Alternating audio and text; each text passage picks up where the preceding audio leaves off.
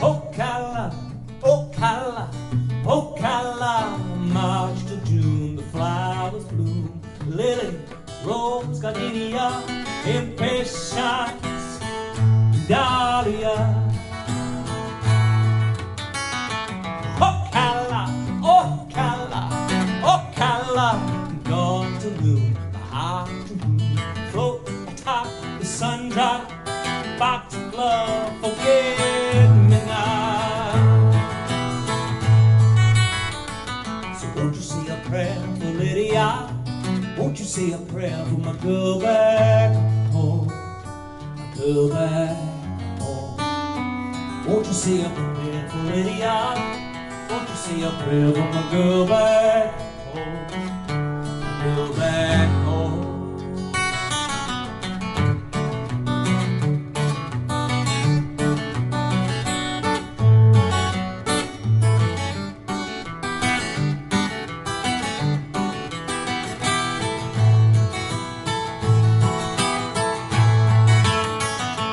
Ocala, Ocala, Ocala, sweet bloom of black eyes, Sue, house the hens, feed the gold, marigold, Joseph's cold.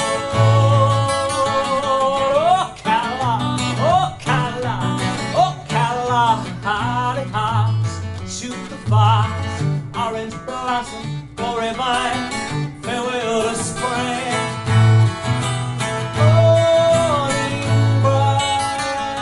Won't you say a prayer for Lydia?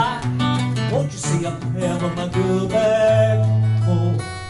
My girl back home. Won't you say a prayer for Lydia?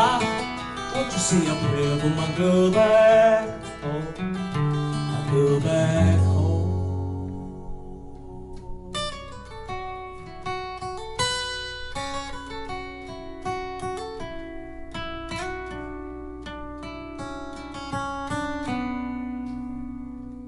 We'd walk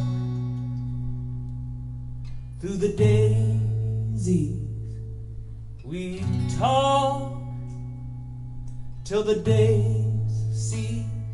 We'd stop, take the seeds, lie in the weeds, watching the bees. But a song is like a river,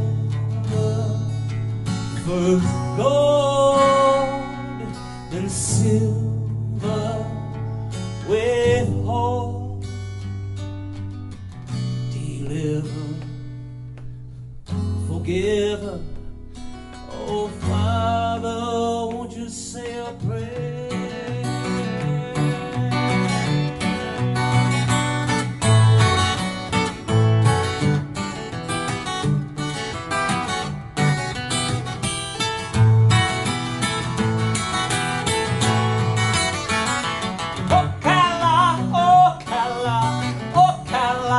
Flowers laid on a tiny grave, golden fleece, violet, love lies bleeding.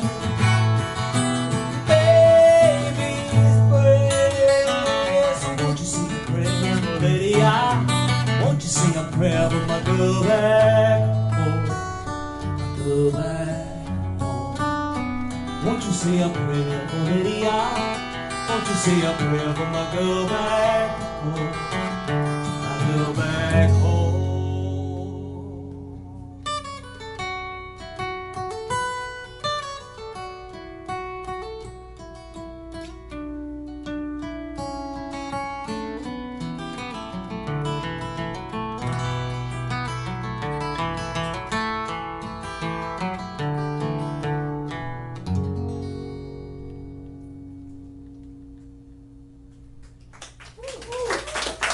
Thank you very much. Thanks, guys. I appreciate it. That's from Chickens Pigs. You know, it's cool. We just had a recent live performance of that. I get 10 of my friends, crazy friends, who want to put in a ton of work and make no money, and do this thing live on stage, where the actors are. What the story is based on letters. and each character reads a letter, and it helps move the story along, and the songs themselves tell the story. And it's a wonderful thing to all my friends getting up on stage. And this last time was the best. It was at this place called Barberville down in Central Florida. It was in an old pioneer village with a legitimately real old stage. We were all decked out in this Mac Daddy Civil War regalia. I mean, we're talking hoop skirts and all the big, beautiful hats, you know, and that was just what I wore. So you mean you got for your whole CD?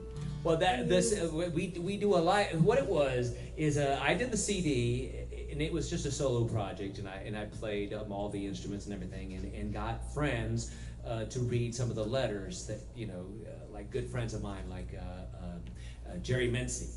Give a shout out to him. He's one of my favorite musicians, and he helped. Alden read a letter and sang a song, and then a bunch of other friends read letters. Well, people, they loved it, and I'm not saying that to be bragging. I'm just saying I'm very blessed that some people really dug it, and they said, we've got to do this because we see it in our mind, Brian. We see it on the stage. We got to do it. And so they kicked me in the butt many, many times. We finally got it going, and so this is the third time we've done it, and we've even got another one scheduled for next year. So it should be a lot of fun. That'll be it's a town called Inverness, another historical.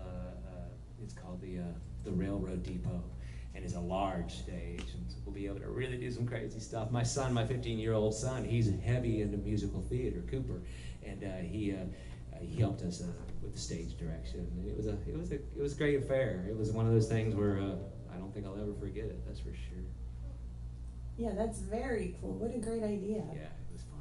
So when you're doing your acoustic novel, right? How does that happen? Like it just. Well, the first one, like I say, was Chickens Pigs, and that came about.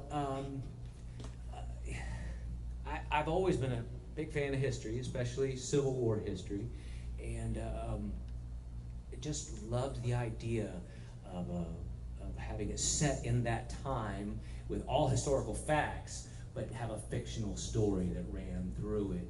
And so I took a lot of things that were negative in my life. My dad had just died, and that was a heavy blow. And I took a lot of the negative and the tragic energy from that event and other events and pushed it into this. And it was kind of cathartic in a way, but you know, it just helped express some of this feeling. I think that's what people keyed into, was the genuine feelings. Very, very cool. Hope you'll enjoy it. I'll leave a copy for you guys so you have it. So. Oh, good. Then you can listen to 38songwriterradio.com and we'll have it on radio. Yeah. There you go. Beautiful.